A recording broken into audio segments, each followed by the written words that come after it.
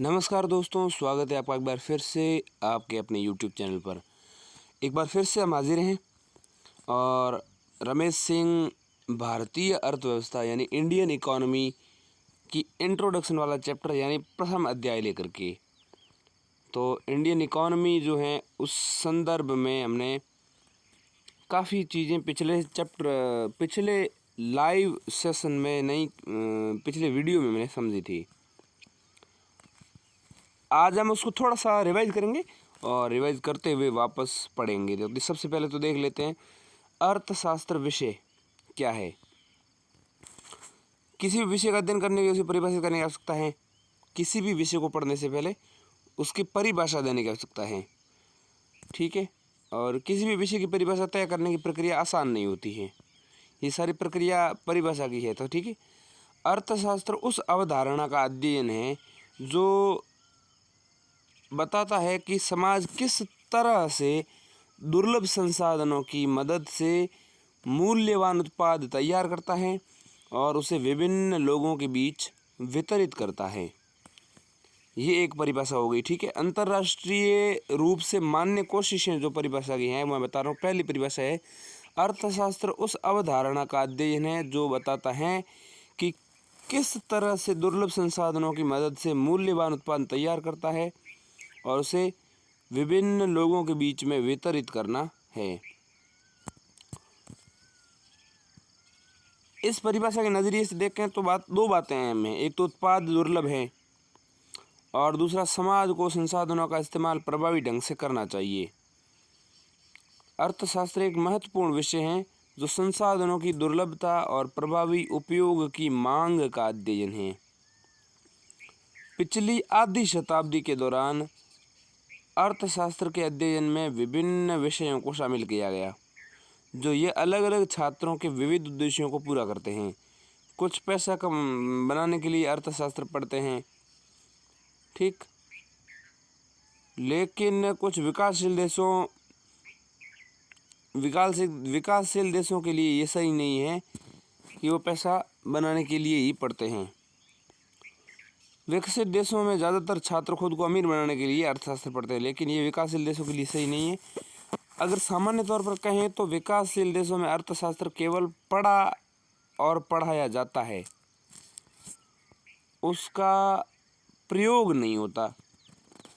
गरीबी, बेरोजगारी, मानव संसाधन विकास, शेयर, लाभांश, बैंकिंग, शब्दावली, मूल्य और उसमें आने वाला बदलाव, ई कॉमर्स इत्यादि के बारे में जानने के लिए कुछ लोग अर्थशास्त्र पढ़ते हैं, तो कुछ अन्य लोग अपनी जानकारी को बढ़ाने के लिए अर्थशास्त्र पढ़ते हैं।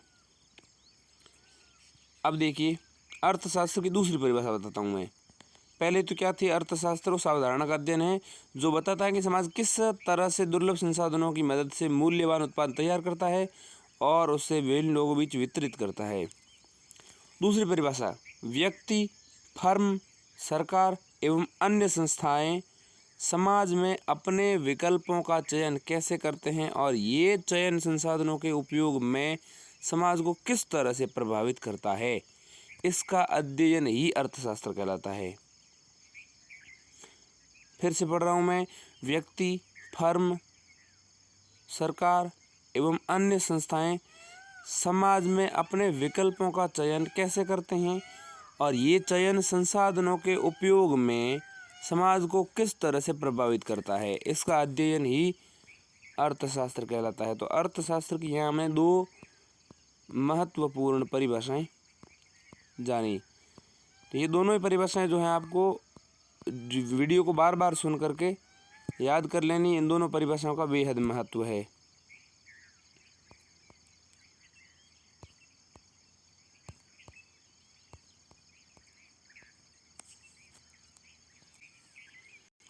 मानव जीवन पृथ्वी पर मौजूद संसाधनों को बनाए गए कई तरह के उत्पादों के उपयोग पर निर्भर करता है। मानवों की चाहत की कोई सीमा नहीं है। हमारी ज़रूरतों और चाहतों को पूरा करने के लिए हमें असीमित संसाधनों की ज़रूरत है, लेकिन संसाधन तो सीमित है। ऐसी स्थिति में व्यक्ति एवं मानव समाज सीमित संसाधनों से अपनी प्रतिस्पर्धी आवश्यकताओं की पूर्ति कैसे कर सकता है, इन्हें सोचना है। इसका मतलब यह है कि दुर्लभ संसाधनों के उपयोग से हमें अपनी ज़रूरतों को प्राथमिकता के हिसाब से तय करने की आवश्यकता है। इस प्रक्रिया के चलते कुछ लोगों की ज़रूरत कभी पूरी नहीं हो पाएगी। इस दौरान ये भी सही है कि कुछ लोगों को कुछ ज़रूरतें सीमित संसाधनों के बावजूद कई बार पूरी हो सकती है। बहरहाल अर्थशास्त्र ये विषय है कि जिसके तहत ये अध्ययन किया जाता है कि व्यक्ति, समाज, सरकार किस तरह से अपनी प्राथमिकताओं के हिसाब से संसाधनों का इस्तेमाल अपनी आवश्यकता अनुसार करते हैं। ऐसे विकल्प का चयन कला भी और विज्ञान भी। मानव समाज द्वारा चुने गए विकल्प जो समय और स्थान के साथ बदलते हैं के अध्ययन को अर्थशास्त्र कहते हैं। मानव समाज द्वारा चुने गए विकल्प जो समय और स्थान के साथ बदलते हैं के अध्ययन को ही अर्थशास्त्र कहते हैं। ये मानव जीवन के अध्ययन से जुड़ा बेहतरीन विषय है। अब इसकी वर्किंग डेफिनेशन अगर दें हम, कार्यकारी परिभाषा, तो क्या होगी देखिए। किसी भी विषय को पढ़ने के लिए उसे महसूस करना भी जरूरी है। इसकी शुरुआत विषय की परिभाषा से ही होती है, लेकिन परिभाषाओं के साथ मुश्किल ये है कि ज़्यादातर परिभाषाएं काफ़ी उलझाने वाली और तकनीकी शब्दों से भरी होती है। कई बार ये आम लोगों की समझ से बाहर हो जाती है। अर्थशास्त्र के छात्रों को भी कई बार परिभाषा समझ में नहीं आती हैं। यही वजह है कि परिभाषा को बेहद सहज और सर्वसुलभ बनाने की ज़रूरत है। मानव अपने रोज़मर्रा के जीवन में कई तरह की गतिविधियों में शामिल होते हैं। इन गतिविधियों को आप बांट सकते हैं, जैसे सामाजिक गतिविधियां, राजनीतिक गतिविधियां इत्यादि। अर्थव्यवस्था मानव समाज की आर्थिक गतिविधियों का अध्ययन है। आर्थिक गतिविधियां जो है मानव समाज की, उन आर्थिक गतिविधियों का अध्ययन ही अर्थव्यवस्था है। ठीक इसी तरह से राजनीतिक गतिविधियों का अध्ययन राजनीतिक विज्ञान है। सामाजिक गतिविधियों का अध्ययन सामाजिक विज्ञान और प्रशासनिक गतिविधियों का अध्ययन लोक प्रशासन। चूँकि ये सब मानव गतिविधियों का अध्ययन है, लिहाजा इसे मानविकी कहते हैं। लेकिन बड़ा सवाल ये है कि आर्थिक गतिविधियाँ क्या है। आर्थिक गतिविधियाँ किनको कहते हैं हम, जैसे लाभ, हानि, आजीविका, पेशा, मजदूरी, रोजगार, ये सब आर्थिक गतिविधियों में आती है और ये सब आर्थिक गतिविधियाँ ही अर्थशास्त्र कहलाती हैं। इन सब गतिविधियों का अध्ययन करना ही अर्थशास्त्र कहलाता है। वर्तमान समय में अर्थशास्त्र की कई शाखाएं हैं। उनके तहत आर्थिक गतिविधियों का अध्ययन ग्लोबल, मैक्रो और माइक्रो स्तर पर होता है। तो 3 पुस्तकें आपको 3 तरह से अर्थशास्त्र में पढ़ेगी: macro economics, micro economics and global economics. तो ये 3 तरह की मतलब विभाजन है इसके। क्या कभी आपने सोचा कुछ लोग किफ़ायती कार का इस्तेमाल क्यों करते हैं, कुछ लोग ज़्यादा ईंधन फूंकने वाली स्पोर्ट्स कार का इस्तेमाल क्यों करते हैं, गरीब क्यों होते हैं? क्या पूंजीवादी आर्थिक असमानता को बढ़ावा देता है? क्या भूमंडलीकरण से अमीर और गरीब के बीच खाई कम हुई है? ऐसे ही ढेरों सवाल के अर्थशास्त्र उत्तर दे पाएगा। आज के समय में सूचना प्रौद्योगिकी ने भी अर्थशास्त्र को नया आयाम दिया है। अब हम समझते हैं अर्थशास्त्र और अर्थव्यवस्था की डेफिनेशन, यानी कि इकोनॉमिक्स क्या है और इकोनॉमी क्या है। इकोनॉमी और इकोनॉमिक्स, अर्थशास्त्र और अर्थव्यवस्था। अर्थशास्त्र और अर्थव्यवस्था के बीच संबंध सामान्य रूप से सिद्धांत और अभ्यास के रूप में देखा जा सकता है।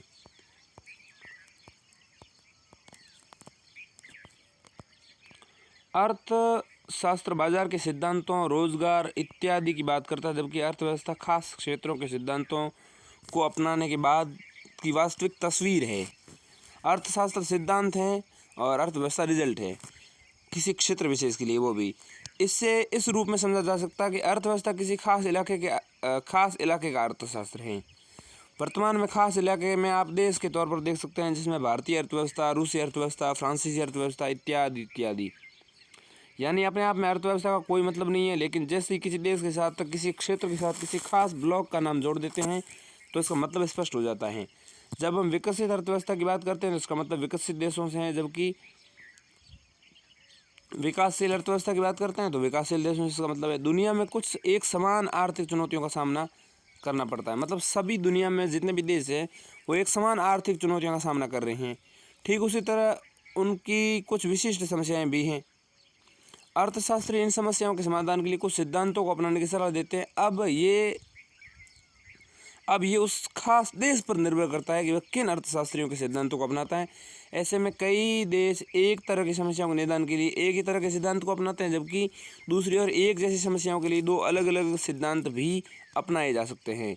दोनों ही सूरतों में नतीजा एक जैसा भी हो सकता है और अलग अलग भी, और काफ़ी अलग अलग भी होना लाजमी है, क्योंकि अर्थशास्त्र के सिद्धांत जो है ना, केवल सिद्धांतों से कुछ नहीं होता है, उस पर जो समाज है वो समाज किस तरह से उसमें गतिविधि करता है वो भी बेहद महत्वपूर्ण हो जाता है। मूल रूप से आर्थिक सिद्धांत मानव समाज की आर्थिक गतिविधियों के व्यवहार और उनकी उम्मीदों पर आधारित होता है। मूल रूप से आर्थिक सिद्धांत जो भी होता है वो मानव समाज की आर्थिक गतिविधियों के व्यवहार और उनकी उम्मीदों पर आधारित होता है। मानव व्यवहार काफ़ी आंतरिक और बाहरी कारकों पर निर्भर होता है। मानव व्यवहार जो है काफ़ी तौर पर मानव व्यवहार जो है आंतरिक और बाहरी कारकों पर निर्भर करता है। इनमें विविधता भी हो सकती है, विविधता तो संभव ही है। प्राकृतिक संसाधनों की गुणवत्ता का स्तर, सामाजिक राजनीतिक परिस्थिति, ऐतिहासिक पृष्ठभूमि, मानव संसाधनों की मानसिकता, इन सब का असर व्यक्तिगत और सामूहिक तौर पर होता है। ऐसे में अर्थशास्त्रियों के लिए किसी आर्थिक नीति के असर के बारे में अनुमान लगाना काफ़ी कठिन कार्य है। वैसे भी नीतियों को लागू करने की प्रक्रिया और आपूर्ति व्यवस्था की भी आर्थिक चुनौतियों में हल में भूमिका होती हैं। यही वजह है कि आपको अर्थशास्त्र में उतनी विविधता नहीं मिलेगी जितनी अर्थव्यवस्था से जाहिर होगी। मतलब अर्थशास्त्र और अर्थव्यवस्था, इन दोनों में सबसे ज़्यादा विविधता अर्थशास्त्र में नहीं मिलने वाली है, आपको अर्थव्यवस्था में मिलने वाली है। ये कहना अतिरेक नहीं है कि दुनिया की दो अर्थव्यवस्थाएं कभी एक समान नहीं हो सकती। अर्थव्यवस्था है वो अलग अलग ही मिलेगी, हर देश की लगभग एक जैसे नहीं मिलेगी। दो देश की एक समान तो हो ही नहीं सकती। लेकिन अर्थशास्त्र में तो सिद्धांत एक जैसे हैं, लेकिन अर्थव्यवस्था तो रिजल्ट है, अर्थव्यवस्था के रिजल्ट्स एक जैसे नहीं हैं। ये कहना अतिरेक नहीं है कि दुनिया की दो अर्थव्यवस्थाएं, दो इकोनॉमीज जो हैं वो एक जैसी नहीं हो सकती। हालांकि उन्हें विस्तृत दायरे में विकसित या विकासशील या फिर कृषि आधारित या उद्योग आधारित अर्थव्यवस्थाएं कहा जा सकता है। वैसे ही विविधताएं अर्थशास्त्र को दिलचस्प विषय बनाती हैं। अर्थव्यवस्थाओं की विविधता के चलते अर्थशास्त्री सिद्धांत और विचारों में भी सुधार करते रहते हैं। ये कहना ज़्यादा सही होगा कि अर्थशास्त्र भी वास्तविक चलन से विकसित होता रहता है। व्यावहारिक चलन में ये नए आयाम जुड़ते हैं। अर्थशास्त्र के सिद्धांतों में भी नयापन आता जाता है। अब हम समझते हैं अर्थशास्त्र का केंद्र यानी फोकस ऑफ इकोनॉमिक्स।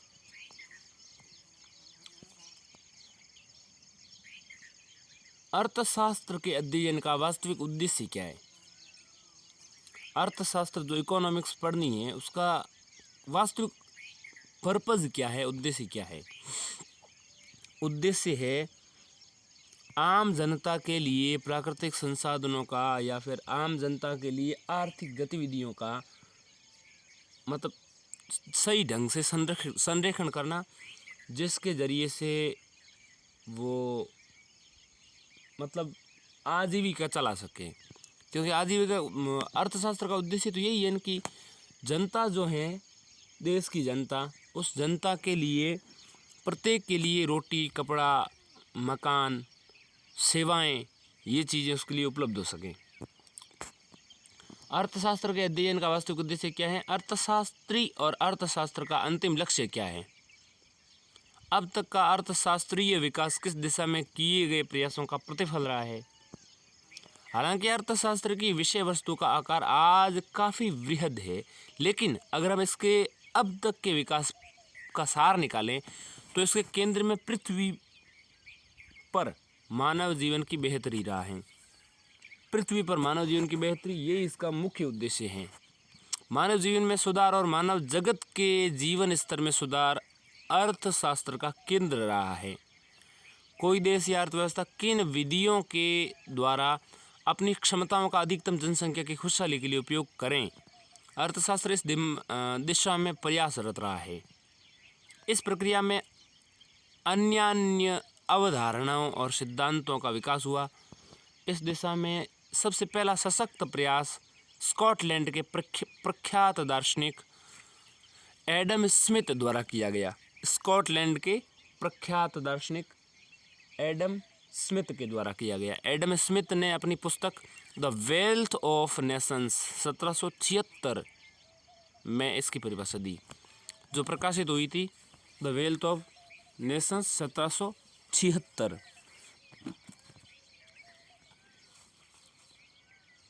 इस पुस्तक से ही शास्त्रीय अर्थशास्त्र का उद्गम माना जाता है। एडम स्मिथ की पुस्तक द वेल्थ ऑफ नेशंस से ही क्लासिकल इकोनॉमी की परिभाषा का उद्गम माना जाता है। यानी कि क्लासिकल इकोनॉमी जो है, शास्त्रीय अर्थशास्त्र जो है, इसी से माना जाता है, उद्भवित माना जाता है। इस प्रकार आने वाले काल में अनेक अर्थविदों द्वारा एक से एक बेहतर और विविध पुस्तकें लिखी गईं, जिन सब का एक ही उद्देश्य था, मानव की आर्थिक गतिविधियों का अध्ययन करना, उनकी गतिविधियों की सर्वोच्च क्षमता का विकास, ताकि मानव जीवन को बेहतर से बेहतर बनाया जा सके।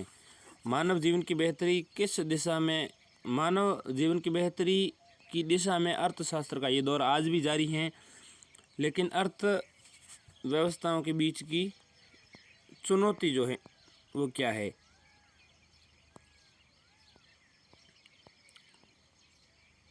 अब हम अर्थशास्त्र की प्रमुख चुनौतियां, मुख्य चुनौतियां क्या है, मेन चैलेंजेस क्या है अर्थव्यवस्थाओं की, इकोनॉमिक्स की जो है चैलेंजेस क्या है, वो मैं आपको बताऊंगा। देखिए, बहुत सारी चुनौतियां हैं अर्थशास्त्र के सामने, अर्थव्यवस्था के सामने भी। अर्थशास्त्र तो हालांकि एक सा मिल सकता है आपको लिखा हुआ, क्योंकि अर्थशास्त्र तो सिद्धांत है केवल, और अर्थशास्त्र के सिद्धांतों को लगाने के बाद जो परिणाम मिलता है उसको हम अर्थव्यवस्था कहते हैं। और ये अलग अलग देशों की अर्थव्यवस्थाएं अलग अलग ही मिलनी हैं। अर्थव्यवस्थाओं की मुख्य चुनौतियां, मेन चैलेंजेज ऑफ इकोनॉमिक्स। चाहे कालखंड कुछ भी रहा हो, अर्थव्यवस्थाओं की मुख्य मूल चुनौती रही हैं अपनी जनसंख्या को आवश्यकताओं की वस्तुओं और सेवाओं यानी गुड्स एंड सर्विसेज उपलब्ध करवाना। वस्तुओं की श्रेणी में आवश्यक मदें जैसे भोजन, आवास, वस्त्र इत्यादि से लेकर गैर आवश्यक मदें जैसे रेफ्रिजरेटर, टीवी, कार इत्यादि हो सकती हैं। इस प्रकार जनसंख्या की जिन सेवाओं की आवश्यकता होती है वे स्वास्थ्य, शिक्षा, पेयजल से लेकर उच्चतर प्रकार की सेवाएं जैसे बैंकिंग, बीमा, वायु परिवहन, टेलीफोन, इंटरनेट इत्यादि तक हो सकती हैं। कोई अर्थव्यवस्था जैसे जैसे विकास की ओर अग्रसर होती है, उसकी वस्तुओं और सेवाओं की मात्रा और प्रकार दोनों बढ़ती जाती हैं। सीमित संसाधनों का इष्टतम दोहन करके समसामयिक आवश्यकताओं की पूर्ति करना प्रत्येक अर्थव्यवस्था की मुख्य चुनौती रही है। सीमित संसाधन, लिमिटेड जो सोर्सेज है, उनका ऑप्टिमम यूज़ करके उस समय की समसामयिक आवश्यकताएं जो है वो उनकी पूर्ति करना अर्थव्यवस्था की मुख्य चुनौती रही। कोई भी अर्थव्यवस्था जैसे ही एक श्रेणी की वस्तुओं और सेवाओं को उपलब्ध कराने में सफल होने की स्थिति आती है, विकास के नए स्तर पर उच्चतर श्रेणी की वस्तुओं और सेवाओं की मांग प्रारंभ हो जाती है। इस प्रकार जनसंख्या की आवश्यकताओं को पूरा करने का यह दौर अर्थव्यवस्था में अनवरत रूप से चलता रहता है और ये प्रक्रिया कभी नहीं खत्म होने वाली है। इस चुनौती के दो आयाम हैं। प्रथम, अपने उपलब्ध संसाधनों के दोहन द्वारा उन वस्तुओं और सेवाओं का उत्पादन जिनकी उस समय जनसंख्या को आवश्यकता होती है। जो हमारे पास संसाधन है उनसे उन चीज़ों की उत्पादन करना जिनकी जो उस समय जनसंख्या उसको आवश्यकता है, उनकी उत्पादन प्रक्रिया का यह स्तर प्राप्त करना आवश्यक होता है। उत्पादन के इस स्तर को प्राप्त करने के लिए उपयुक्त मात्रा के निवेश की आवश्यकता होती है। ये निवेश वहाँ की सरकार, निजी क्षेत्र यानी देशी या विदेशी कोई भी कंपनी या फिर सरकार और निजी क्षेत्र का संयुक्त प्रयास कर सकती है। वस्तुओं और सेवाओं के उचित उत्पादन के बाद द्वितीय चुनौती है वितरण की। उत्पादित वस्तु को जनसंख्या तक वितरित करना, वितरण की किस प्रणाली को अपनाना उचित होगा, ये दूसरी चुनौती होती है। अब हम देखते हैं वितरण तंत्र मॉडल यानी कि डिस्ट्रीब्यूशन नेटवर्क मॉडल्स। तो वितरण तंत्र मॉडल देख लेते हैं कौन कौन से हैं, क्या है। वितरण तंत्र राज्य में 3 मॉडल अस्तित्व में है। वितरण तंत्र के क्षेत्र में 3 मॉडल अस्तित्व में है। एक तो है राज्य खुद उपलब्ध करवाएगा, दूसरा है राज्य कुछ उपलब्ध नहीं करवाएगा, बाजार उपलब्ध करवाएगा केवल, और दूसरा हो सकता है राज्य भी उपलब्ध करवा दे और साथ में बाजार भी है, तो मिक्स रूप से जो काम चलेगा वो भी हैं। तो पहले प्रकार की व्यवस्था में राज्य यानी अर्थ सरकार यानी सरकार जो है वस्तुओं एवं सेवाओं का जो है आपूर्ति का पूरा जिम्मा लेता है, जिसके लिए उपभोक्ता को कोई किसी तरह का भुगतान नहीं करना पड़ता है। इस प्रणाली के सर्वोत्तम उदाहरण है पूर्व सोवियत संघ और चीन। मतलब सरकार की जिम्मेदारी उपलब्ध करवाना, मतलब सरकार ही हर चीज़ उपलब्ध करवाएगी, जिम्मेदारी सरकार की ये है। उसमें नागरिक उपभोक्ता जो है वो कुछ भी उसमें शुल्क नहीं देने वाला है। दूसरे प्रकार की पूरी प्रणाली बाजार पर टिकी हुई है और मूल्य प्रणाली यानी कि प्राइस मैकेनिज्म के आधार पर कार्य करती है। इस प्रणाली में वस्तुओं और सेवाओं की बाजार में उपलब्धता उनकी मांग एवं आपूर्ति के आधार पर होती हैं। माने बाजार में किस तरह की मांग है उस तरह की चीज़ें बाजार में आती रहती है। उनका मूल्य खुले बाजार में निर्धारित होता है। पूंजीवादी अर्थव्यवस्थाओं का वितरण यही वितरण प्रणाली है, ठीक है। और इस तरह के उदाहरण आपको मैं बताता हूँ। देखिए, सन 1929 की महान मंदी तक यूरो अमेरिकी देशों में ये व्यवस्था चलती थी। 1929 में महान मंदी आई। तीसरी और सर्वाधिक प्रचलित वितरण प्रणाली अन्य देशों की वितरण प्रणाली से अनुभव से उपजी है, जो है राज्य और बाजार का मिश्रण। इस प्रणाली में कतिपय वस्तुओं और सेवाओं को लोगों के बीच राज्य द्वारा मुफ्त या छूट पर उपलब्ध कराया जाता है, जबकि कुछ अन्य वस्तुओं एवं सेवाओं की आपूर्ति सीधे बाजार करता है, जिसके लिए उपभोक्ताओं को बाजार आधारित मूल्य चुकाना पड़ता है। दुनिया की सभी लगभग अर्थव्यवस्थाएं जो है मिश्रित वितरण प्रणाली जो है उस पर अनुसरण करती हैं। जनसंख्या की सामाजिक आर्थिक रचना में परिवर्तन के अनुरूप अर्थव्यवस्थाओं में राज्य एवं बाजार द्वारा वस्तुओं एवं सेवाओं की पूर्ति के मिश्रण की पुनर्परिभाषा की जाती है। अर्थव्यवस्था का संगठन, ऑर्गेनाइजिंग एंड इकोनॉमी। ऐतिहासिक तौर पर नागरिक समाज पर जिस एक मुद्दे ने सबसे ज़्यादा प्रभाव डाला है अर्थव्यवस्था में उत्पादन की प्रक्रिया की व्यवस्था, वह विषय है। क्या उत्पादन पूरी तरह से राज्य के हाथों में होना चाहिए या पूरी तरह से बाजार के हाथों में होना चाहिए?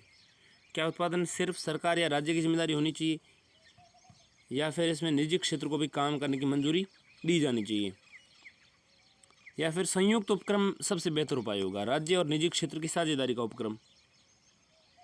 संबंधित देशों की सामयिक विचारधारा के अनुरूप विश्व में अर्थव्यवस्था को संगठित करने की अब तक की 3 प्रणालियाँ उद्भूत हुई हैं। अर्थशास्त्र की बेहतर समझ के लिए इनका संक्षिप्त विवरण आवश्यक है। पहली अर्थशास्त्र की व्यवस्था है पूंजीवादी अर्थव्यवस्था यानी कि कैपिटलिस्टिक इकोनॉमी। तो कैपिटलिस्टिक इकोनॉमी क्या है? देखिए, 1776 में प्रकाशित एडम स्मिथ की मशहूर किताब द वेल्थ ऑफ नेशंस जो है उसी को पूंजीवादी अर्थव्यवस्था का उद्गम स्रोत माना जाता है। इसी पूंजीवादी अर्थशास्त्र को हम कहते हैं क्लासिकल इकोनॉमी। क्लासिकल इकोनॉमी जो है यही पूंजीवादी अर्थव्यवस्था कहलाती हैं। कैपिटलिस्टिक इकोनॉमी भी यही कहलाती हैं। एडम स्मिथ ने जो स्कॉटलैंड में जन्मे दार्शनिक अर्थशास्त्री थे, उन्होंने अपनी पुस्तक द वेल्थ ऑफ नेशंस लिखी और ये बेहद प्रसिद्ध हुई। यूनिवर्सिटी ऑफ ग्लासगो के प्रोफेसर स्मिथ के लेखन ने कुछ खास विचारों को जन्म दिया, पश्चिमी देशों में लोकप्रिय हुए और अंततः पूंजीवाद का जन्म हुआ। उन्होंने तब वाणिज्य और उद्योग में सरकार के ज़्यादा नियमन के खिलाफ आवाज़ उठाई थी। इस नियमन की वजह से अर्थव्यवस्था का विकास उस रफ्तार से नहीं हो पा रहा था जिस रफ्तार से हो सकता था। उनके मुताबिक इसके चलते ही लोगों की आर्थिक स्थिति भी बेहतर नहीं हो पा रही थी। उन्होंने श्रम विभाजन पर जोर देते हुए कहा था कि अर्थव्यवस्था में सरकारी हस्तक्षेप non interference by the government की नीति अपनाई जानी चाहिए। उन्होंने अपने सैद्धांतिक प्रस्ताव में बताया कि बाजार की शक्तियों के अदृश्य हाथ इनविजिबल हैंड्स देश की संतुलन की स्थिति को लाएंगे और आम लोगों की स्थिति बेहतर होगी। लोक हित के लिए कोई अर्थव्यवस्था काम करे, इसके लिए स्मिथ ने बाजार में प्रतिस्पर्धा को जरूरी माना था। जब संयुक्त राज्य अमेरिका स्वतंत्र हुआ तो उसने एडम स्मिथ के विचारों को अपनी नीतियों में शामिल कर लिया। यह एडम स्मिथ की किताब द वेल्थ ऑफ नेशंस को प्रकाशित होने के 1 साल बाद ही हो गया था। 1776 में छपे और 1777 में ही हो गया था। इसके बाद स्मिथ के विचार दूसरे यूरोपीय और अमेरिकी देशों में फैले। 1800 आते आते वहाँ की अर्थव्यवस्था को पूंजीवादी अर्थव्यवस्था कहा जाने लगा, जिसके बाद में कई और नाम भी प्रचलित हुए, जिसमें private enterprises system, free enterprises system और मार्केट इकॉनमी, ये सारा सिस्टम है। इस व्यवस्था में क्या उत्पादन करना है, कितना उत्पादन करना है, उसे किस कीमत पर बेचना है, ये केवल बाजार ही तय करेगा। सरकार की कोई आर्थिक भूमिका इसमें नहीं होगी। दूसरे टाइप की अर्थव्यवस्था है राज्य अर्थव्यवस्था, यानी स्टेट इकोनॉमी। अर्थव्यवस्था की इस प्रारूप प्रणाली पर पहली बार सिद्धांत जर्मन दार्शनिक कार्ल मार्क्स ने दिया था। इनका टाइम पीरियड देखिए, कार्ल मार्क्स ने ये सिद्धांत दिया 1818 में जन्मे थे ये, शायद 1813 में इनकी डेथ हो जाती है। 1818 से 1813 के बीच में हैं। और ऊपर मैंने जो एडम स्मिथ बताए थे उनका टाइम पीरियड मैं अगर बताऊं तो वो है 1723 से 1790। 1723 से 90, तो इसका मतलब है कि एडम स्मिथ ने जो विचार दिया वो पहले आया था 1723 से 1790। एडम स्मिथ पूंजीवादी अर्थशास्त्र, और कार्ल मार्क्स ने राज्य अर्थव्यवस्था के बारे में सिद्धांत दिया। 1818 से 1883 कार्ल मार्क्स ने सिद्धांत दिया। और कार्ल मार्क्स जो एक व्यवस्था के तौर पर पहली बार 1917 की वॉलशेनिक क्रांति के बाद सोवियत संघ में नजर आई थी ये व्यवस्था। इसका आदर्श रूप चीन 1949 में सामने आया। यह अर्थव्यवस्था पूर्वी यूरोप के कई देशों में प्रचलित हुई। राज्य अर्थव्यवस्था की दो अलग अलग शैलियाँ नजर आती हैं। एक है सोवियत संघ की अर्थव्यवस्था को समाजवादी अर्थशास्त्र कहते हैं, जबकि 1950 से पहले चीन की अर्थव्यवस्था को हम साम्यवादी अर्थव्यवस्था कहते हैं। समाजवादी और साम्यवादी। समाजवादी अर्थव्यवस्था में उत्पादन के साधनों पर सामूहिक नियंत्रण की बात भी शामिल थी। सामूहिक नियंत्रण मतलब, और अर्थव्यवस्था को चलाने में सरकार की बड़ी भूमिका थी। वही साम्यवादी अर्थव्यवस्था में सभी संपत्तियों पर सरकार का नियंत्रण था। समाजवाद में तो क्या था, सामाजिक अर्थव्यवस्था में सामूहिक नियंत्रण की बात थी। साम्यवादी अर्थव्यवस्था में क्या था कि सभी संपत्तियों पर सरकार का नियंत्रण था, यहाँ तक कि श्रम संसाधन भी सरकार के अधीन ही थे।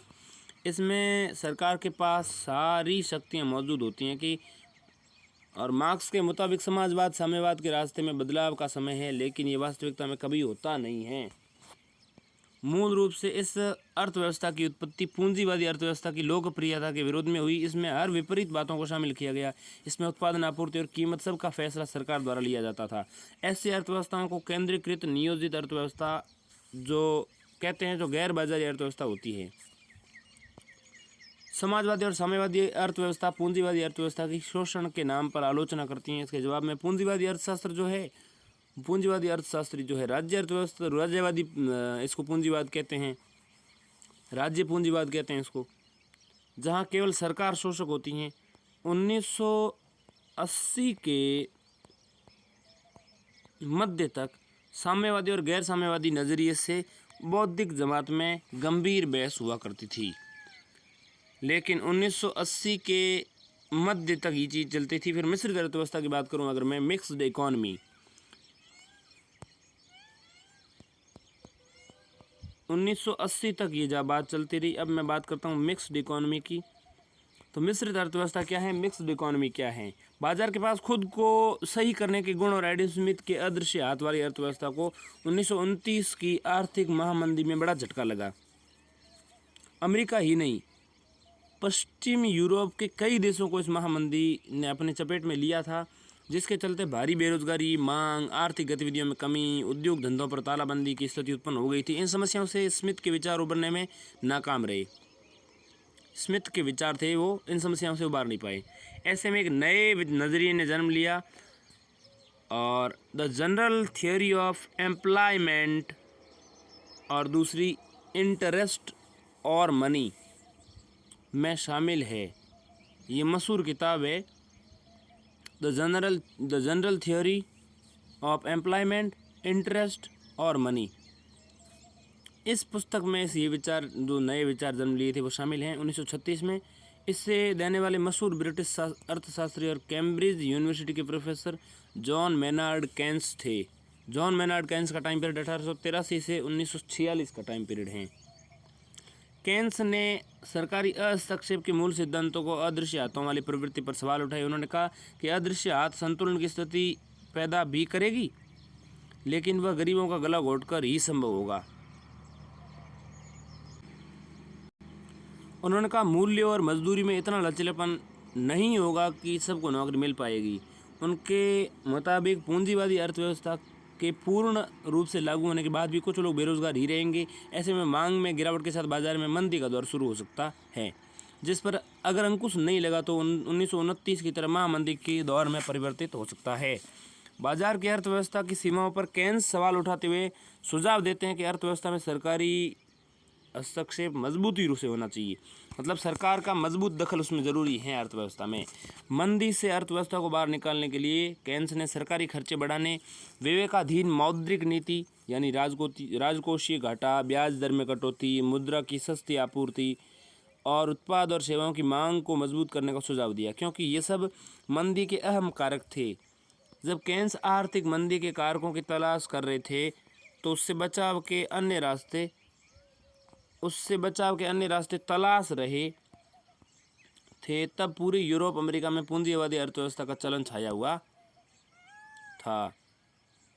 उन्होंने सुझाव दिया कि पूंजीवादी अर्थव्यवस्था में समाजवादी अर्थव्यवस्था यानी कि पूर्व सोवियत संघ की अर्थव्यवस्था को अपने में पचाना चाहिए, समाजवादी अर्थव्यवस्था को अपनाना चाहिए। मतलब ये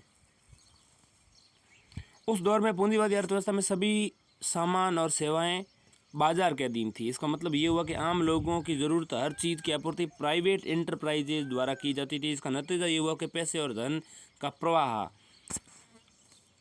जो है वो आम आदमी से उत्पादन और आपूर्ति संभालने वाले चंद लोगों की ओर होने लगा। इस प्रक्रिया में आम आदमी की क्रय शक्ति लगातार गिरती गई और आखिर में इससे मांग बुरी तरह से प्रभावित हुई और आर्थिक महामंदी का दौर आ गया। केन्स की सलाह के मुताबिक कई पूंजीवादी अर्थव्यवस्थाओं में नई आर्थिक नीतियों को शुरू किया गया। केन्स की सलाह के मुताबिक इसमें बेहद महत्वपूर्ण बदलाव आए, जिसके मुताबिक अर्थव्यवस्था में सरकार की सक्रिय भूमिका की शुरुआत भी हुई। सरकार ने कुछ आधारभूत उत्पाद और सेवाओं का उत्पादन और उनका वितरण शुरू किया, जिससे पब्लिक गुड्स कहा गया। इन उत्पादों का लक्ष्य सभी लोगों को न्यूनतम पोषण, स्वास्थ्य सुविधा, सफाई और शिक्षा और सामाजिक सुरक्षा सुनिश्चित करना था। ज़रूरत पड़ने पर उत्पादों पर होने वाला खर्च आम लोगों के कर पर डाला जा सकता था। 1930 से 1950 तक यूरोप और अमेरिका के कुल जीडीपी का 50% हिस्सा सरकार द्वारा सार्वजनिक उत्पादनों के रूप में खर्च किया गया, जो सोशल सेक्टर के नाम से भी मशहूर है। अत्यधिक आवश्यकताओं वाले उत्पाद और सेवाओं को आज तक प्राइवेट गुड्स के नाम से खरीदते हैं। इसे कुछ ही दिनों के भीतर सरकार को मुफ्त में मुहैया कराना पड़ा, ताकि आम जनता बाजार में मौजूद सुविधा और सामान पर खर्च करके उनकी मांग कायम हो। मतलब ये है कि सरकार को मुफ्त में भी कुछ चीज़ें मुहैया करना पड़ी, ताकि आम जनता जो है, जनता बाजार में जो मौजूद सुविधा है, जो सामान है, उस पर खर्च करके ताकि और उसकी मांग कायम हो सके। ज़रूरत की चीज़ें जो हैं उस पर ही खर्च हो, कुछ चीज़ें मुफ्त में उपलब्ध करानी पड़ी सरकार को। उपरोक्त उदाहरण यहाँ समझाने के लिए दिए गए हैं कि किस तरह से पूंजीवादी व्यवस्था ने खुद को नए सिरे से बदला और इसमें कुछ उपयोगी और गैर बाजारी अर्थव्यवस्था यानी सरकार अर्थव्यवस्था को शामिल किया। मिश्रित अर्थव्यवस्था की शुरुआत इस तरह से हुई और पूंजीवादी अर्थव्यवस्था को चुनौती मिली। अर्थव्यवस्थाओं के विकास के इस दौर में सरकारी और अर्थव्यवस्थाओं की स्थिति को देखना भी दिलचस्प है। पोलिश दार्शनिक ऑस्कर लांज ने 1904 से 1950 के दशक में पहली बार ये प्रस्ताव, मतलब उनके दशक में वही प्रस्ताव समाजवादी अर्थव्यवस्थाओं के लिए दिया था। किसने? ऑस्कर लांज ने। जिस तरह का प्रस्ताव जो है पूंजीवादी अर्थव्यवस्थाओं के लिए, अभी मैंने एक वैज्ञानिक का नाम लिया था, वो देते हैं। कौन?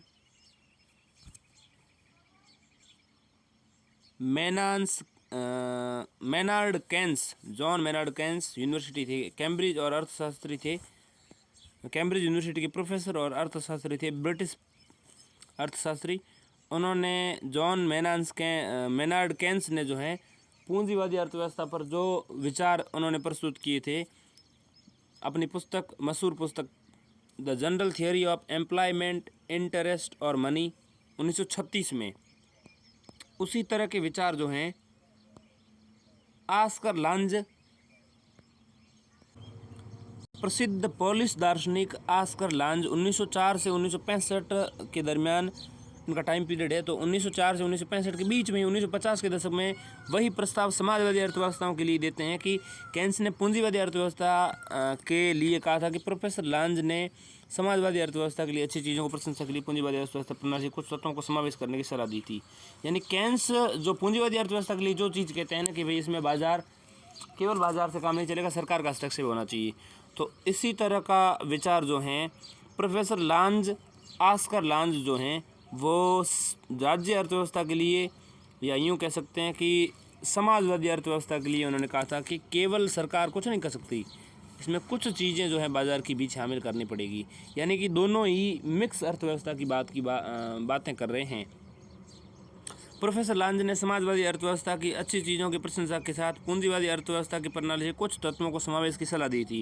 उन्होंने सरकारी अर्थव्यवस्थाओं को बाजार समाजवाद यानी कि मार्केट सोशलिज्म की तरफ अग्रसर होने की सलाह दी थी। मार्केट सोशलिज्म शब्द ऑस्कर लांज की ही देन है। हालांकि सरकारी अर्थव्यवस्थाओं ने उनकी सलाहों को खारिज कर दिया। उस वक्त समाजवादी अर्थव्यवस्था में इस तरह के बदलावों को निंदनीय माना गया। हालांकि बाद में ये सुझाव कहीं ज़्यादा लोकप्रियता हासिल करते हैं और ज़्यादा लोकप्रिय और लोकतांत्रिक साबित होते हैं। केन्स ने सुझाव दिया था कि पूंजीवादी अर्थव्यवस्था को समाजवादी अर्थव्यवस्था की ओर कदम बढ़ाना चाहिए, जबकि प्रोफेसर लांज ने कहा कि समाजवादी अर्थव्यवस्था को पूंजीवादी अर्थव्यवस्था की ओर कदम बढ़ाना चाहिए।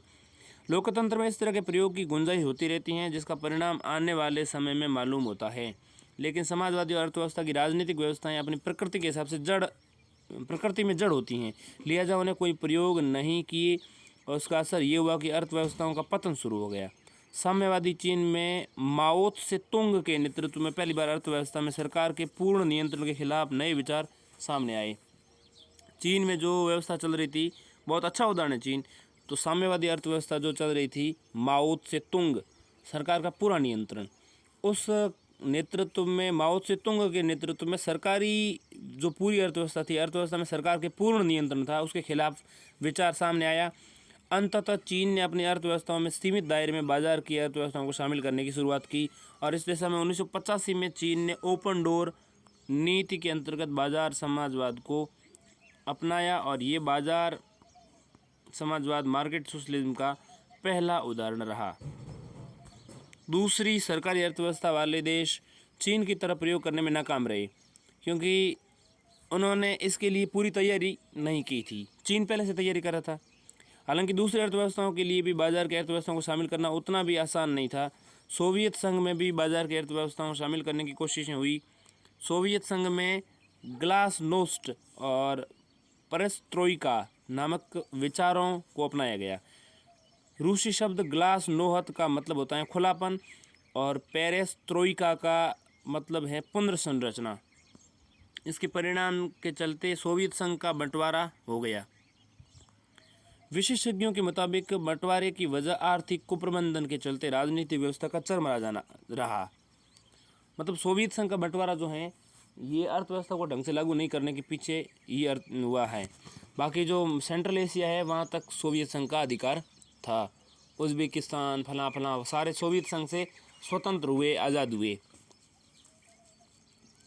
दूसरी सरकारी अर्थव्यवस्थाओं में जब मार्केट सोशलिज्म को अपनाने की कोशिश हुई तो बदलाव के तौर पर उन्हें गंभीर आर्थिक संकट के दौर से गुजरना पड़ा। दरअसल बाजार साम्यवाद की दिशा में अग्रसर होने से पहले कई मापदंडों पर उसकी तैयारी करनी होती है। चीन ने माओ त्से के समय से ही खासकर 1975 के बाद से इस दिशा में काफ़ी होमवर्क शुरू कर दिया था। इसके चलते ही अपनी अर्थव्यवस्था में बदलाव लाने में वो कामयाब रहा। सरकारी अर्थव्यवस्था से बाजार की बड़ी आर्थिक बनने की चीन की ये व्यवस्था जो एक आदर्श उदाहरण के रूप में प्रस्तुत है। यानी सरकारी अर्थव्यवस्था से बाजार की बड़ी अर्थव्यवस्था बनने का चीन का सबसे बड़ा उदाहरण है। इन दो घटनाओं का दायरा कई दशकों तक फैला हुआ था, जिसके तहत अलग अलग आर्थिक अर्थव्यवस्थाओं ने दूसरे के अनुभव और अर्थव्यवस्थाओं को अपनाने में समाहित किया। लेकिन 1980 के अंत तक दुनिया की कोई भी अर्थव्यवस्था सैद्धांतिक या व्यावहारिक तौर पर न तो पूंजीवादी रही और न ही समाजवादी। द्वितीय विश्व युद्ध की समाप्ति के बाद उपनिवेशवाद के चंगुल से निकले दुनिया के कई देशों में मिश्रित अर्थव्यवस्था को अपनाया गया। इसमें भारत, मलेशिया और इंडोनेशिया जैसे देश शामिल हैं। इन देशों के राजनेताओं को भविष्य दृष्टा माना गया, जो 1990 के दशक के मध्य तक आते आते साबित भी हुआ। वैसे व्यावहारिक तौर पर मिश्रित अर्थव्यवस्था को लेकर दुनिया में कोई खास उत्साह नहीं दिखा था। इस अर्थव्यवस्था कोई खास उत्साह नहीं दिखा था। इस व्यवस्था की विशेषताओं और उसके अस्तित्व को लेकर किसी ठोस विचार का सामने आना बाकी था। इस दिशा में पहला विचार विश्व बैंक का आया। विश्व बैंक ने मिश्रित अर्थव्यवस्था की खासियतों के साथ साथ अर्थव्यवस्था में राज्य की दखल की जरूरत को भी स्वीकार किया। ये वैश्विक अर्थव्यवस्था के नज़रिए से बड़ा बदलाव था, क्योंकि विश्व बैंक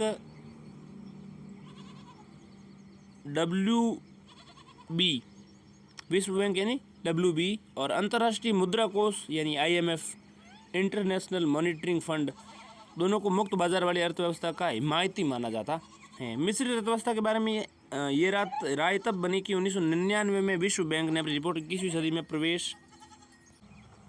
मिश्रित अर्थव्यवस्था के बारे में सबसे पहले विश्व बैंक और फिर अंतर्राष्ट्रीय मुद्रा कोष जो है मुक्त बाजार वाली अर्थव्यवस्थाओं के रूप से अपनी परिभाषाएं प्रस्तुत करते हैं। तो ये बदलाव था वो वैश्विक अर्थव्यवस्था के लिए नज़रिए में बड़ा बदलाव था, क्योंकि विश्व बैंक WB और अंतर्राष्ट्रीय मुद्रा कोष IMF को मुक्त बाजार वाली अर्थव्यवस्था का हिमायती माना जाता है। मिश्रित अर्थव्यवस्था के बारे में ये राय तब बनी जब 1999 में विश्व बैंक की रिपोर्ट 21वीं सदी में प्रवेश, एंटरिंग इन 21st सेंचुरी के नाम से प्रकाशित हुई। इस रिपोर्ट में विश्व बैंक ने कहा कि सरकार विकास में अहम भूमिका निभाती है, लेकिन ऐसा कोई तय नियम नहीं है जो सरकार को बताए कि उन्हें क्या करना चाहिए।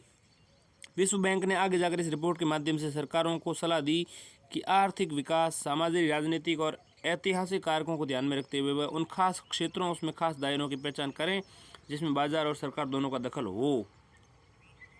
विश्व बैंक के इस अंतिम दस्तावेज ने एक तरह से ऐतिहासिक तौर पर चली आ रही अर्थव्यवस्थाओं के दौर यानी मुक्त बाजार की अर्थव्यवस्था और सरकारी अर्थव्यवस्था यानी एडम स्मिथ और कार्ल मार्क्स की मान्यताओं को खारिज कर दिया। कार्ल मार्क्स वाली केवल भी नहीं चलेगी और केवल एडम स्मिथ वाली भी नहीं चलेगी।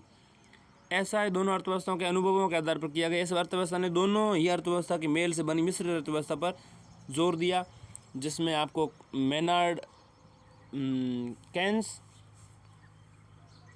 और अभी मैं नाम बताया था, मेनार्ड केन्स तो पूंजीवादी अर्थव्यवस्था के विरोध में कहते हैं, और जो ऑस्कर लांज है वो लांज कहते हैं समाजवादी और साम्यवादी अर्थव्यवस्था के खिलाफ में। तो दोनों ही विचारधाराएं जो उनके विचारों को हैं एक तरीके से कह सकते हैं कि मान्यताएं मिलने लगी। इस लंबे समय से चला आ रहा विवाद भी समाप्त हुआ और कौन सी अर्थव्यवस्था बेहतर हैं, बाजार अर्थव्यवस्था या फिर सरकारी अर्थव्यवस्था। इस दस्तावेज में दोनों अर्थव्यवस्थाओं को खासियतों को शामिल किया गया। इनके मुताबिक दोनों व्यवस्थाओं की खासियत एक दूसरे के पूरक हैं। वास्तविक समस्या बाजार या सरकार का होना भर नहीं है, बल्कि दोनों को मिलाकर व्यवस्था बनाना है। बाजार की अर्थव्यवस्था किसी देश की अर्थव्यवस्था के अनुकूल हो सकती हैं और किसी देश के लिए प्रतिकूल। ये केवल विभिन्न सामाजिक आर्थिक स्थिति के चलते संभव होगा। ठीक उसी तरह से सरकारी अर्थव्यवस्था भी किसी एक अर्थव्यवस्था के लिए ठीक हो सकती है और किसी के लिए नहीं। यानी कि पूंजीवादी अर्थव्यवस्था भी किसी के लिए ठीक हो सकती है और किसी के लिए नहीं भी, और किसी के लिए सरकारी अर्थव्यवस्था ठीक हो सकती है और नहीं भी। तो इसलिए मिश्रित अर्थव्यवस्था की जरूरतें अनुपातिक रूप से उस सरकार को देखना चाहिए कि मुझे क्या करना चाहिए। वैसे ये तय है कि आर्थिक व्यवस्थाओं में न तो पूंजीवादी सबसे अच्छा और न ही सरकारी अर्थव्यवस्था। हाँ, इन दोनों का मिला जुला स्वरूप मौजूदा समय में सबसे अच्छा है। सरकार, बाजार काफ़ी हद तक किसी भी अर्थव्यवस्था के सामाजिक, आर्थिक और राजनीतिक स्तर पर निर्भर होते हैं, लिहाजा इसका कोई निश्चित प्रारूप नहीं बन पाया है जिसे दुनिया भर में एक समान तौर पर लागू किया जा सकता था। प्रत्येक अर्थव्यवस्था को बाजार की और सरकार की हिस्सेदारी की खुद से तलाशना होता है। वैसे ये भी संभव है कि अर्थव्यवस्था को बदलते समय के साथ सामाजिक, आर्थिक, राजनीतिक स्थितियों में बदलाव के चलते अपनी मिश्रित अर्थ नीतियों में बदलाव लाना पड़ सकता है।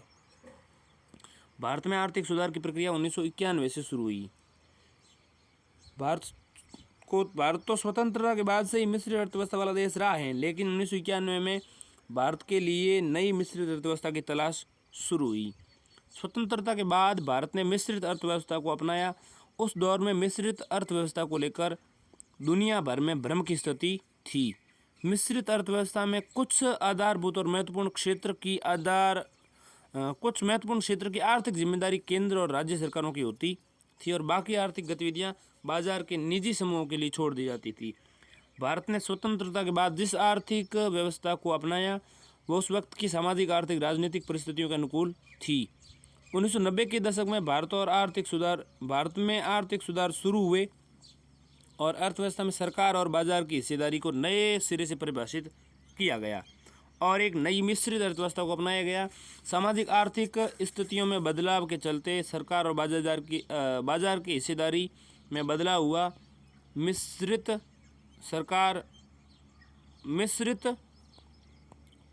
अर्थव्यवस्था में बाजार की अर्थव्यवस्था का पक्ष लिया। कई व्यवस्थाएं जिन पर सरकार का पूरा नियंत्रण था उसे निजी क्षेत्र की भागीदारी के लिए खोल दिया गया। इसके लिए कई उदाहरण हैं, जैसे दूरसंचार, ऊर्जा, सड़क, पेट्रोलियम। पहले सरकार के अधीन थे, प्राकृतिक गैस, पेट्रोलियम, ये सब अभी निजी क्षेत्रों के लिए खोल दिए गए। इसी में कुछ ऐसे भी क्षेत्र हैं जिन्हें सरकार के अधीन ही रखा गया। इन क्षेत्रों को सामूहिक रूप से सामाजिक क्षेत्र कहा जा सकता है, जैसे शिक्षा, स्वास्थ्य, पेयजल, सफाई, पोषण, सामाजिक सुरक्षा। और आज भी ये सरकार के अधीन होते हैं और होने भी चाहिए। भारत 1991 से पहले भी मिश्रित अर्थव्यवस्था का देश था। 1991 के बाद इसमें अर्थव्यवस्था मिश्रित ही रही, लेकिन सरकार और बाजार की अर्थव्यवस्था की हिस्सेदारी बदल गई। आने वाले समय में सामाजिक, आर्थिक, राजनीतिक कारणों में बदलाव होने पर भारत ने अपनी अर्थव्यवस्था में ज़रूरत के मुताबिक बदलाव किया है और आगे भी अपनी ज़रूरत के हिसाब से बदलाव कर सकता है। मिश्रित अर्थव्यवस्था की शुरुआत उसके विकास ने लंबे समय से चली आ रही बहस को ख़त्म कर दिया कि कौन सी अर्थव्यवस्था बेहतर है। ये बहस 1776 में एडम स्मिथ की पुस्तक द वेल्थ ऑफ नेशंस से शुरू हुई और विश्व बैंक की 1799 की विकास रिपोर्ट के प्रकाशित होने के साथ ही ख़त्म हो गई। यहाँ तक जारी रही थी। ये भ्रम की स्थिति करीब 1776 से 2000 यानी कि 250 साल तक ये चलती रही। मौजूदा समय में विश्व बैंक की अर्थव्यवस्था पर विश्वव्यापी संगठन यानी कि WTO का दबदबा है। विश्व अर्थव्यवस्था पर WTO, विश्व व्यापार संगठन, वर्ल्ड ट्रेड ऑर्गेनाइजेशन, और विश्व बैंक जो है वर्ल्ड बैंक यानी WB, उन WTO का दबदबा है। WTO जिस मिश्रित अर्थव्यवस्था का पक्षधर हैं वो मुक्त बाजार की अर्थव्यवस्था है। हालांकि इसमें ऐसा भी नहीं है कि सरकारी अर्थव्यवस्था में दखल नहीं दे सकती, बल्कि ज़रूरत पड़ने पर सरकार के कई ज़्यादा दखल की जगह बनाती हैं। अब है अर्थव्यवस्था में राज्य की भूमिका, role of the state in an economy. अर्थव्यवस्था को संगठित करने का विवाद वास्तव में इस बात के चारों ओर घूमता रहा है कि अर्थव्यवस्था में राज्य या सरकार की क्या भूमिका होनी चाहिए। अर्थव्यवस्था में राज्य की 3 भूमिकाएं स्पष्ट होती हैं। सबसे पहले ये है कि अर्थव्यवस्था के नियामक यानी कि रेगुलेटर की भूमिका होनी चाहिए सरकार की, जिसके अंतर्गत राज्य प्रमुख आर्थिक नीतियां बनाता है और उनका कार्यान्वयन करता है। आर्थिक नियामक ही भूमिका पूंजीवाद, राज्य अर्थव्यवस्था और मिश्रित अर्थव्यवस्था तीनों में ही राज्य के पास रहा है। आर्थिक नियामक का कार्य जो है वो सरकार, राज्य के पास रहा है। दूसरा है निजी और वस्तुओं के उत्पादनकर्ता और आपूर्तिकर्ता की भूमिका। राज्य अपनी भूमिका का 2 रूप में निर्वाह कर सकता है। प्रथम रूप है इसके अंतर्गत उत्पादों को नागरिक तक बिना किसी मूल्य की आपूर्ति की जाती है, जैसा कि राज्य अर्थव्यवस्था यानी समाजवादी और साम्यवादी में होता है। दूसरे रूप में राज्य इन उत्पादों को उपभोक्ता तक बाजार व्यवस्था के अनुसार पहुंचाता है, जैसा कि मिश्रित अर्थव्यवस्था में वर्तमान में दिखता है, जहाँ सरकारी कंपनियां निजी कंपनियों की तरह ये कार्य लाभ या कुछ सब्सिडी देकर कर रही है। लोक वस्तुओं या सामाजिक वस्तुओं यानी सोशल गुड्स की आपूर्तिकर्ता की भूमिका के अंतर्गत स्वास्थ्य, शिक्षा, आवास, सामाजिक सुरक्षा इत्यादि सुविधाओं का जनता को सरकार द्वारा बिना किसी भुगतान का पहुंचाया जाना शामिल हैं।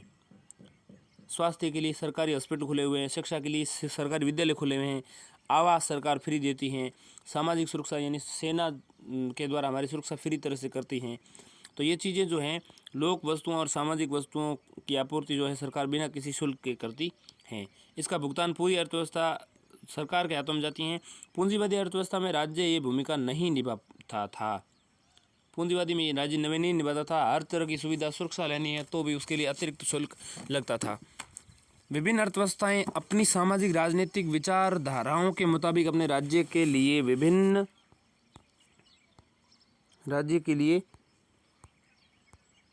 विभिन्न भूमिकाएं तय करती हैं। अर्थव्यवस्थाओं को संचालित करने के लिए दुनिया में अलग अलग सिद्धांत अपनाए जाते हैं। इसी वजह से अतीत में विभिन्न आर्थिक व्यवस्थाओं की शुरुआत हुई। अर्थव्यवस्था के नियमन पर कोई विवाद नहीं है, क्योंकि सभी तरह की अर्थव्यवस्था में सरकार ही उसे नियमित करती है, लेकिन राज्यों की ओर से दो अन्य गतिविधियों के चयन की वजह से वास्तविक अंतर पैदा होता है। जिस अर्थव्यवस्था में दोनों भूमिकाएं सरकार के अधीन होती हैं उन्हें सरकारी अर्थव्यवस्थाएं कहते हैं। इसमें दो तरह की अर्थव्यवस्थाएं होती हैं, एक तो समाजवादी, दूसरे साम्यवादी। समाजवादी अर्थव्यवस्था में श्रम सरकार के अधीन नहीं होता। श्रम जो है सरकार के अधीन नहीं होता, लेकिन उसका शोषण सरकार नहीं कर सकती। और साम्यवादी यानी कम्युनिस्ट अर्थव्यवस्था में श्रम सरकार के अधीन ही होता है। इन दोनों अर्थव्यवस्था का कोई बाजार नहीं होता है। जिस व्यवस्था में दोनों भूमिकाएं यानी कि समाजवाद और साम्यवाद की जिम्मेदारी निजी क्षेत्र को मिलती है उसे पूंजीवादी अर्थव्यवस्था कहते हैं। और इस राज्य की कोई भूमिका नहीं होती, लेकिन वह नियामक के तौर पर अपनी भूमिका जरूर निभाता है। मिश्रित अर्थव्यवस्था में एक भूमिका होती है जिसमें ज़रूरतमंद लोगों को ज़रूरत का सामान मुहैया कराने की जिम्मेदारी होती हैं। कुछ मिश्रित अर्थव्यवस्थाओं में सरकारें ये जिम्मेदारी उठाती हैं या फिर बहुत ज़्यादा भार अनुदान देकर वहन करती हैं। विश्व बैंक की रिपोर्ट 1999 एक तरह से अर्थव्यवस्था में सरकार की उपयुक्त भूमिका को दर्शाती है। इसके मुताबिक सामाजिक और राजनीतिक ज़रूरत के मुताबिक सरकार की भूमिका में बदलाव संभव है। राजनीतिक समस्याएं तीन चीज़ों के मिलने के बाद से बनती हैं: आर्थिक निपुणता, सामाजिक न्याय और व्यक्तिगत स्वतंत्रता। आर्थिक निपुणता, सामाजिक न्याय और व्यक्तिगत स्वतंत्रता, इन तीन उद्देश्यों को हासिल करने के लिए किसी भी अर्थव्यवस्था में ये इजाज़त नहीं दी जा सकती कि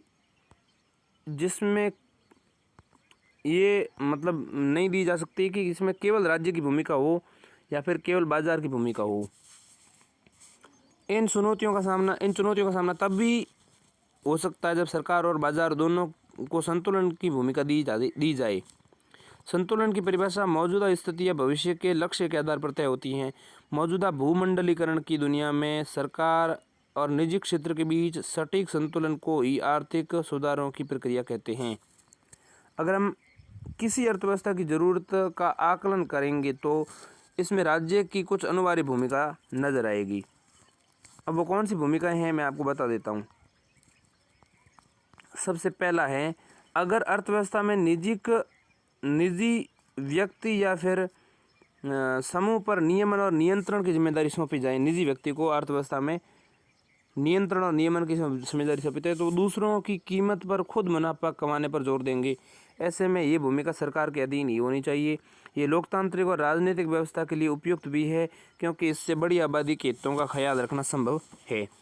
दूसरा है, सामानों का उत्पादन वितरण की जिम्मेदारी निजी क्षेत्र को सौंपी जा सकती है, क्योंकि ये क्षेत्र मुनाफा कमाने वाला क्षेत्र है। अगर सरकार इस क्षेत्र में जिम्मेदारी उठाती तो उस पर काफ़ी बोझ पड़ेगा। हालांकि दुनिया में कई देशों में उपयुक्त निजी क्षेत्र की मौजूदगी नहीं होने से सरकारी जिम्मेदारियां जो है सरकारों के अधीन ही है। भारत भी उन देशों में से एक है। हालांकि कुछ देशों में निजी क्षेत्र को सक्षम बनाने के लिए सरकारों ने ये जिम्मेदारी पूरी तरह से निजी क्षेत्रों के हाथों में छोड़ रखी हैं। भारत में ये प्रक्रिया विलंबित है, जबकि इंडोनेशिया, मलेशिया, थाईलैंड और दक्षिण कोरिया में सरकार ने अपनी जिम्मेदारियों को छोड़ दिया है ताकि निजी क्षेत्र आ सके।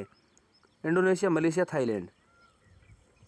हालांकि ज़रूरतमंद लोगों के लिए रोज़मर्रा के जीवन में ज़रूरी उत्पादों की आपूर्ति निजी क्षेत्र पर नहीं छोड़ी जा सकती, क्योंकि ये नुकसान देने वाला होता है। इसका मतलब ये है कि सरकार को ये जिम्मेदारी खुद लेनी होगी या फिर अपनी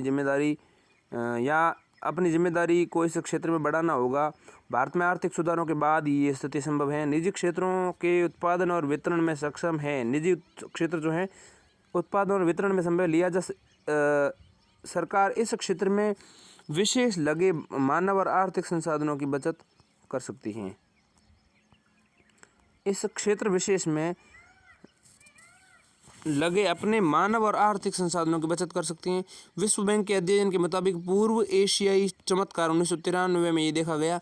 ऊपर के उदाहरण से एक तरह की मिश्रित अर्थव्यवस्था की दूसरी तरह की मिश्रित अर्थव्यवस्था में तब्दील हो गई। ये बदलाव मलेशिया, थाईलैंड और दक्षिणी कोरियाई अर्थव्यवस्था के नज़र आया। यहाँ ये बदलाव 1960 के दशक से शुरू हुआ था। विशेषज्ञों का मानना है कि भारत में ये बदलाव उपयुक्त समय पर शुरू नहीं हुआ। 1991-92 में काफ़ी देरी से शुरू हुआ और इसे अनिवार्य किया गया। पूर्व एशियाई देशों की अर्थव्यवस्था में भी इस तरह के सुधार हुए, लेकिन अपनी मर्जी से उन्होंने बदलाव किए।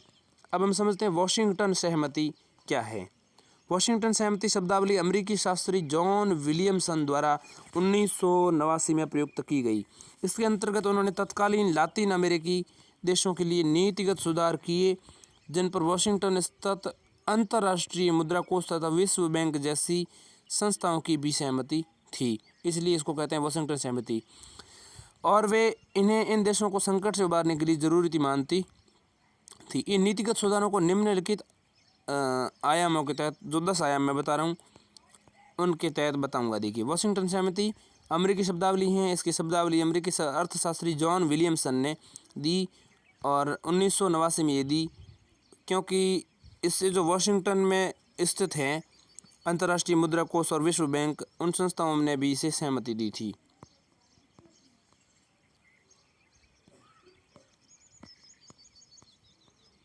अब कौन कौन से मतलब इसमें आयाम हैं 10 वॉशिंगटन सहमति में, मैं बताता हूँ। देखिए, पहला है वित्तीय अनुशासन। दूसरा है सार्वजनिक खर्च की प्राथमिकताओं को ऐसे क्षेत्रों की ओर पुनर्निर्देशित करना जिनसे उच्च प्राप्ति की संभावना हो।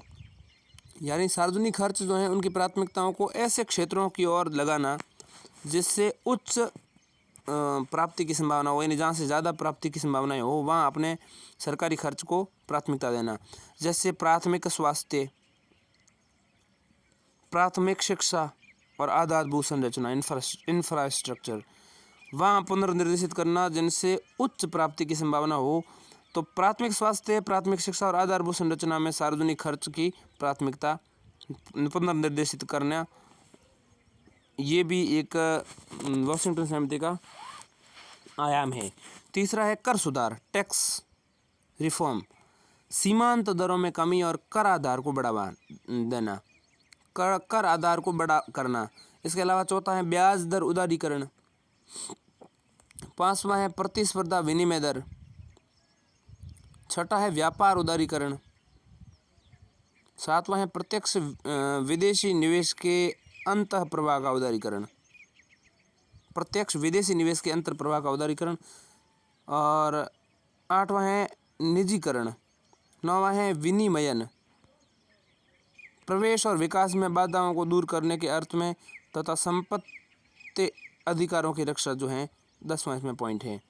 हालांकि आने वाले समय में ये शब्दावली नव उदारवाद, लातिन अमेरिका में बाजारी रूढ़िवाद, जैसा कि 1998 में जॉर्ज सोरोस ने कहा, यहाँ तक कि पूरी दुनिया में भूमंडलीकरण की समानार्थक हो गई। ये ऐसी अति विश्वास और अंध प्रतिबद्धता के दर्शाने के लिए भी प्रयुक्त हुई कि बाजार कैसी भी स्थिति संभाल सकता है, लेकिन वस्तु स्थिति भिन्न रही।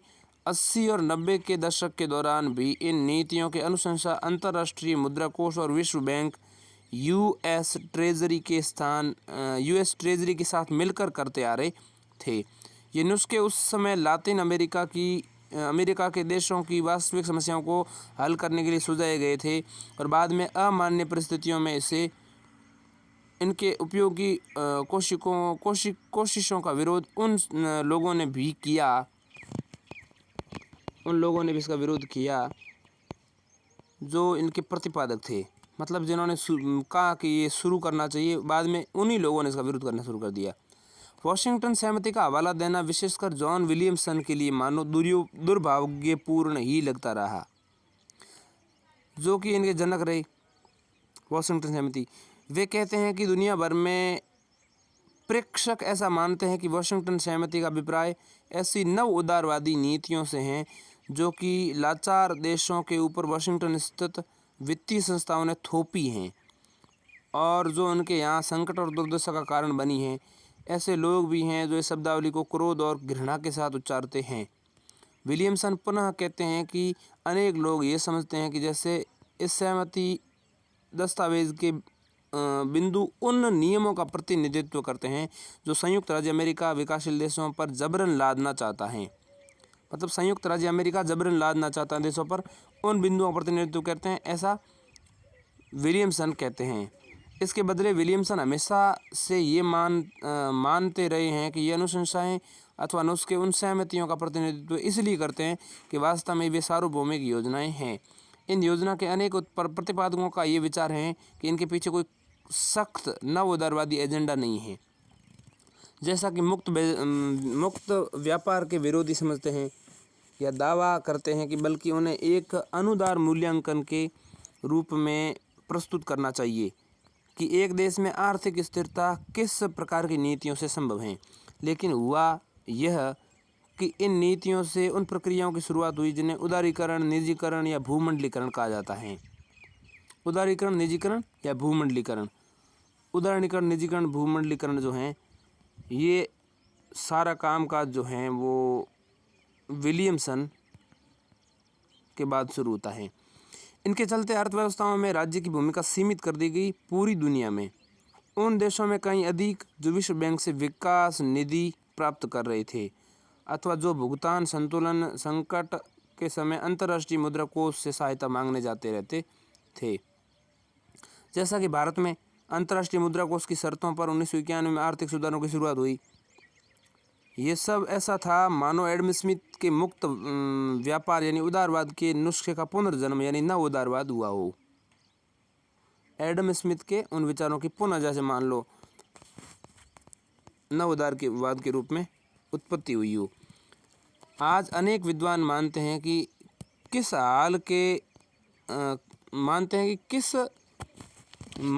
हाल के अमेरिका और यूरोप के आर्थिक संकटों का कारण कहीं न कहीं ये सहमति ही है। पश्चिमी अर्थव्यवस्था में आई महामंदी अमेरिका के सब प्राइम संकट के पश्चात के जो परिणाम हुए उसमें ऐसा विश्वास किया जाता है कि वृद्धि और विकास को सही करने अथवा पटरी पर लाने के लिए बाजार पर निर्भरता अब और नहीं चल सकती। दुनिया अब एक विकास राज्य यानी डेवलपमेंट स्टेट के पक्ष में है। कुछ सहमत हो सकती हैं कि जैसा कि पूर्वी एशिया ने अपनी मजबूत वृद्धि के लिए कभी सहमति के पीछे नहीं गए। कीन्स के हस्तक्षेप राज्य का विचार। कीन्स के हस्तक्षेपकारी राज्य इंटरवेंशनिस्ट स्टेट का विचार भी परिस्थितियों में एकमात्र विकल्प प्रतीत होता है, जैसा कि अमेरिका के नोबेल अर्थशास्त्री पॉल क्रूगमैन मानते हैं और जापानी प्रधानमंत्री शिंजो भी इसी रास्ते का अनुसरण कर रहे हैं। The 3 arrows of Abenomics. अर्थव्यवस्था के क्षेत्र, सेक्टर्स ऑफ एन इकोनॉमी। अर्थव्यवस्था के क्षेत्र की बात करूं तो प्रत्येक अर्थव्यवस्था अपनी आर्थिक गतिविधियों को आय अर्जन के मामले में महत्तमीकृत करना चाहता है ताकि आर्थिक गतिविधियां लाभकारी से अधिक लाभकारी हो सकें। चाहे आर्थिक संगठन की व्यवस्था कुछ भी हो, अर्थव्यवस्था की आर्थिक गतिविधियों को निम्नलिखित 3 श्रेणियों में बांटा गया है जिन्हें अर्थव्यवस्था का क्षेत्रक यानी सेक्टर्स कहा जाता है। प्राथमिक क्षेत्र, प्राइमरी सेक्टर।